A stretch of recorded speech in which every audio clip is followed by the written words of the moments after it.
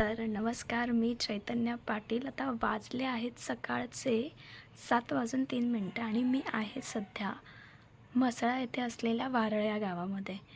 खरं तर हा वारळ या गावातला माझा शेवटचा दिवस आहे आणि मी आज शूट करते हा व्लॉग. मी इथे कोणत्या कारणासाठी आले होते, तर मी इथे आले होते एका नाटकासाठी. तर नाटकाची प्रोसेस कशी झाली आधी ती बघूया आणि मग नंतर मी तुम्हाला सांगते की आजच्या दिवशी मी व्लॉग का करते ते. सो पहिला जाऊया नाटकाच्या आधीच्या प्रोसेसला. राजापूरनंतर आम्ही कोणता दौरा फिक्स केला असेल तर मी फिक्स केला होता तो म्हणजे वारळच्या नाटकाचा. जवळजवळ 1 ते 1.5 महिना आम्ही या नाटकाची तालीम करत होतो जुईनगरला आणि फायनली आजचा हा दिवस ज्या दिवशी आम्ही नाटकाची रंगीत तालीम करत होतो. रंगीत तालिमेनंतर जिथे आम्ही नाटकाची रेग्युलर तालीम करत होतो तिथल्या जागेचं पूजन केलं. आम्ही जे सगळे कलाकार आहोत त्यांनी खूप मस्ती केली. शेवटचा दिवस होता बट ऑब्वियस त्या जागेवरचा नाटकाच्या रिहर्सलचा, मुंबईतल्या रिहर्सलचा. त्यामुळे थोडं मोठं जोक चालू होते, सगळ्यांचं काही ना काहीतरी रिव्हिजन चालू होतं, म्युझिकचे क्ल्यू चालू होते. प्रत्येकजण कुठे ना कुठे आपल्या आपल्या कामामध्ये व्यस्त होतं.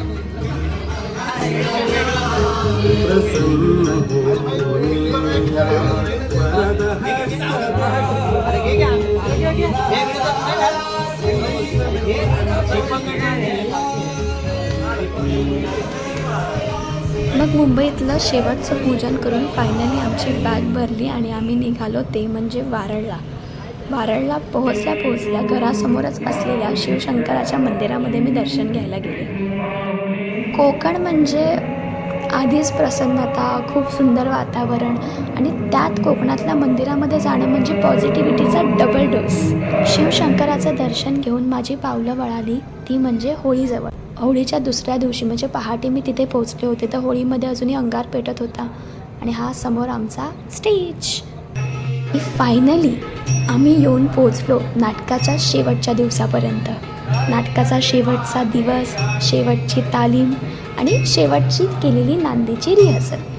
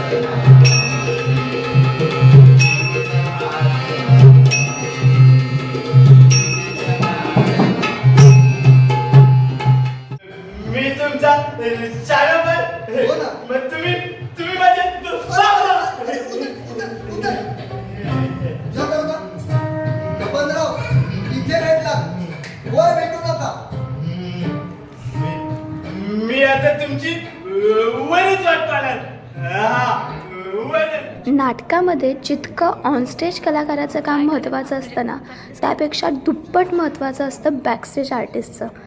लाईट्स, नेपथ्य, संगीत आणि अशा बऱ्याच छोट्या मोठ्या गोष्टी आहेत. त्या सगळ्यांनी एकत्र काम केल्यानंतर उभं राहतं ते म्हणजे नाटक. जोवर चेहऱ्यावरती रंग चढत नाही तोवर ते कॅरेक्टर आपल्यामध्ये भिनत नाही.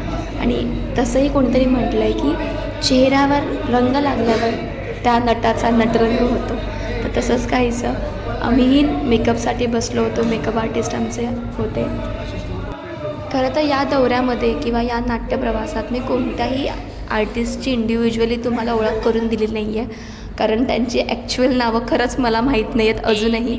मी त्यांना त्यांच्या कॅरेक्टर नेमवरूनच ओळखते. पण एक गोष्ट मात्र नक्की, खूप सपोर्टिव्ह होते हे सगळेजणं. रिहर्सलमधली मस्ती मजा असू दे किंवा मग प्रयोगात एकमेकांना सांभाळून घेणं असू दे, आम्ही सगळ्या पद्धतीने पुरेपूर आमचा हा प्रयोग करण्याचा प्रयत्न केला आणि तसाच आम्हाला हवा होता त्याच तोडीचा प्रयोग आम्ही केला सुद्धा. मग तिकडच्या टिंगल टवाळक्या करून स्वतःला सेट करून फायनली मी मेकअपसाठी बसले. ज्या वेळेस मी मेकअपसाठी बसले तेव्हापासून मी नाटकाला प्रयोगाच्या बाबतीत थोडं सिरियसली झाले होते आणि फायनली मेकअप चढला आणि आमचा प्रयोग रंगात आला.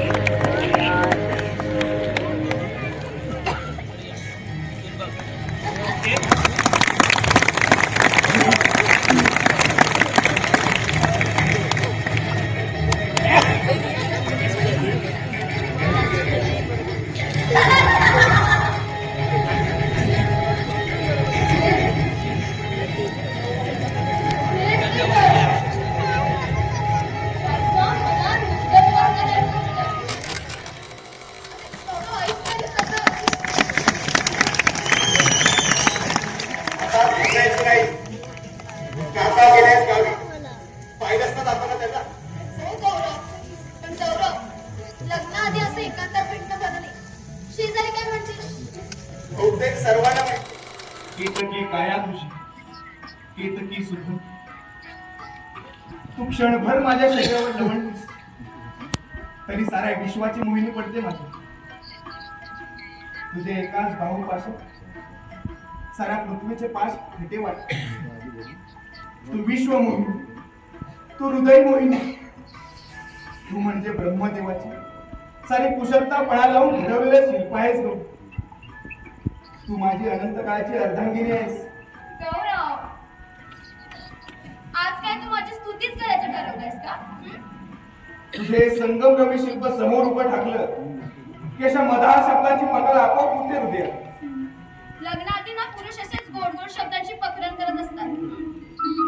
मी लग्नानंतर अशी शब्दांची उधळण करत नाही. खरंच गौरव? अगदी खरं.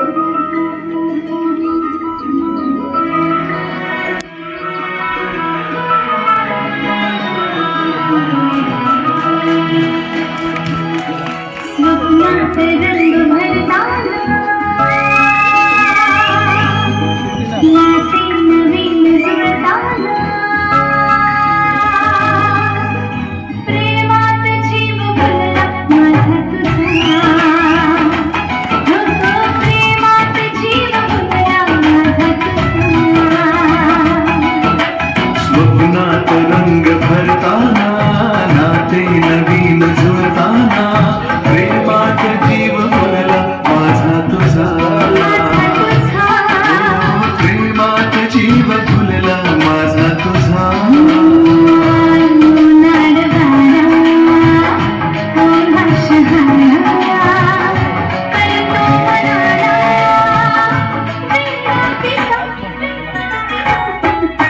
स्वप्नात रंग भरताना नाते नवीन जुळताना प्रेमात जीव भरला माझा तुझा. प्रेमात जीव भरला माझा तुझा. आम्ही रजिस्टर लग्न करून आलो.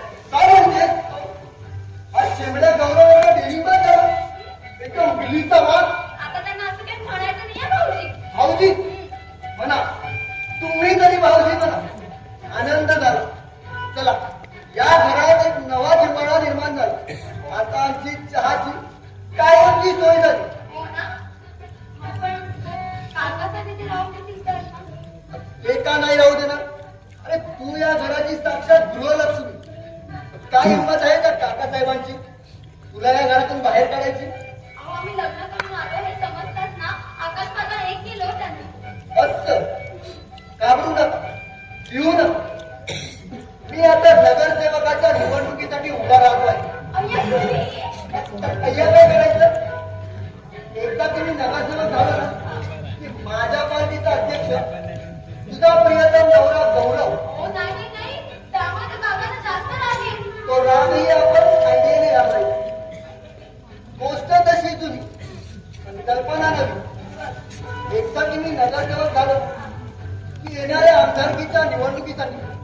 पुन्हा उभा राहा. तेव्हा मात्र दुसऱ्या बाजूने काकासाहेबांना उभा करायचं. अहो तुम्ही ते जास्त चिडचिड ऐका हे सगळं राजकारण आता हो हो हो पुढे तर ऐकून घे. तर काकासाहेब आमदारकीसाठी तयार झाले की तुम्ही त्यांच्याशी माझ्याशी मध्यस्थी करायची. सांगायचं तू तुझी उमेदवारी काकांसाठी मागे. हा मी थोडे आडेवेडे घेणार पण नंतर मग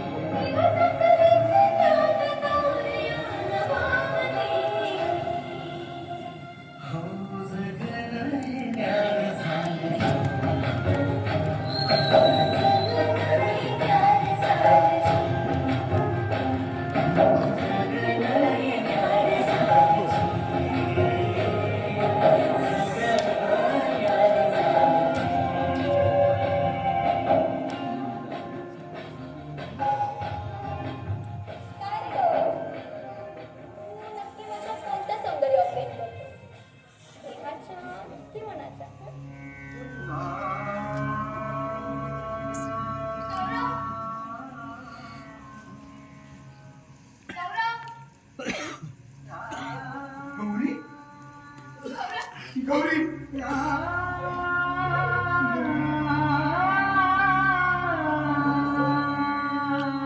नाही सोडणार. आणखी किती विरोध येणार आहे. पण तू अशी अचानक कशी आलीस? रात्रीचे 10 वाजून गेले. पॅरेंटवर सोडलंय मला. म्हणजे पुन्हा जाणार? हो माझ्या जगात मला पुन्हा जायला हवं. नाही नाही गौरी, अगं तुझी सुटका आम्ही आता लवकरच करणार आहोत. मी आणि जितू मिळून. माझी सुटका आता कोणच करू शकणार नाही कारण माझी सुटका आता मीच करून घेतली. माझ्यासाठी गौरी, एक सांगू, रागावणार तर नाहीस ना? मी कधी रागवले का तुझ्यावर? सांग बघ. तुझा विरह मला सहन होईल. पदोपदी तुझ्या आठवणी मला सतावित. मनाच्या प्रत्येक कणात मला तुझी छबी दिसत होती. हे लावण्य, साखरेतील पाकातील जाम, त्यासाठी दारू पित होतो. गौरव नाही हा. तू दारू वगैरे प्यायची नाहीयेस. घे माझी शपथ. अगं आता कशाला पिईन? आपल्या संसाराला आग नाही का लावणार ती? नाही तरी माझ्या डोक्यावर हात ठेव आणि शपथ घे यापुढे तू दारूला स्पर्श देखील करणार नाही म्हणून. घे. बरं बाबा,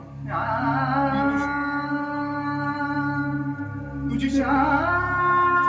यापुढे मी दारू पिणार नाही. झालं समान.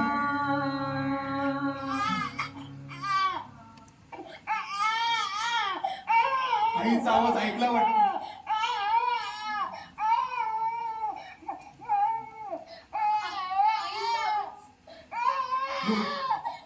त्याला घे पाहू खुशी.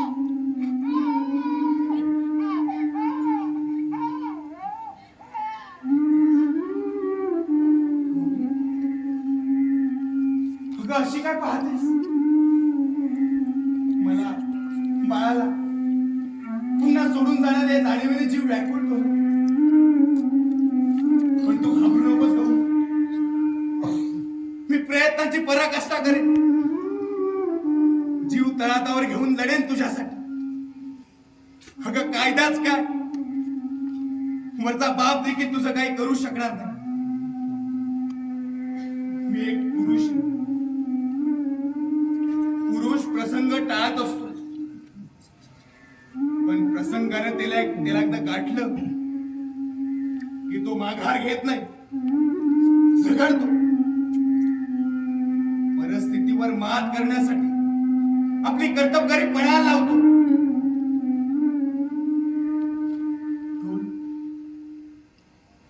प्रसंगापूर्वी गौरी दारूची सोबत घेणारा हा गौरव तुझ्या प्राप्तीसाठी आता पत्थर बनलाय, कठोर झालाय.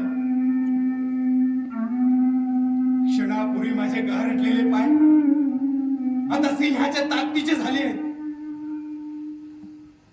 गौरी, ते महालक्ष्मीचं देवाल आणि त्याच्या पाठीमागं असणारं काळाशा कात आपल्याला बोलावत,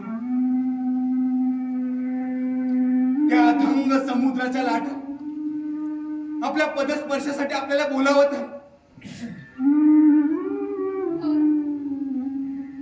असाच आवेश, अशीच स्फूर्त अगदी शेवटपर्यंत ठेव. कुठल्याही कठोर प्रसंगाला ना याच धीराने सामोरं जा. सो मग अशा पद्धतीने कोकणातला आमच्या नाटकाचा जो काही प्रवास होता, जी जर्नी होती, प्रोसेस होती ती तुम्ही पाहिली. आता नाटकाव्यतिरिक्त अगर कोकणात मी गेली आहे तर मी फक्त नाटक केलं आहे असं तर होणार नाही आहे. मी बट ऑब्वियस फिरलेली आहे. तर मी कुठे फिरली आहे, कोणासोबत फिरली आहे, काय काय एक्सप्लोअर केलं आहे, हे जर तुम्हाला बघायचं असेल तर नक्की तुम्ही सेकंड पार्ट बघा कोकणातला. तर आत्तासाठी इथेच थांबूया. मेक शुअर करा नेक्स्ट पार्ट तुम्ही नक्की बघाल. तोवर तुम्ही चिटचॅट चैतूला लाईक, शेअर आणि सबस्क्राईब करा.